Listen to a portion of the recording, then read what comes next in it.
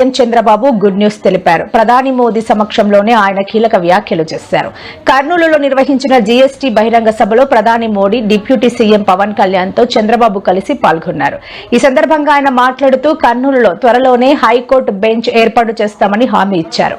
కడపలో steel plant space సిటీని ఏర్పాటు చేస్తామని అన్నారు. ఓర్వకల్లులో డ్రోన్ సిటీ, రాయలసీమలో గ్రీన్ ఎనర్జీ ప్రాజెక్టులు ఏర్పాటు చేస్తామని తెలిపారు.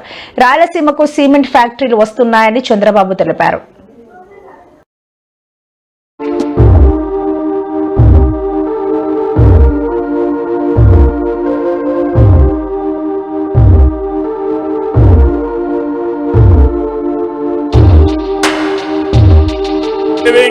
ఇది ప్రారంభం మాత్రమే.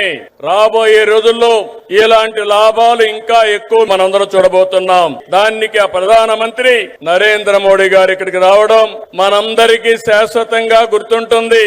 On behalf of people of AP, I thank Modi ji for the GST reforms. Again గట్టిగా మీరు చెప్పాలి, ఇది మా అందరికి న్యాయం జరిగిందని.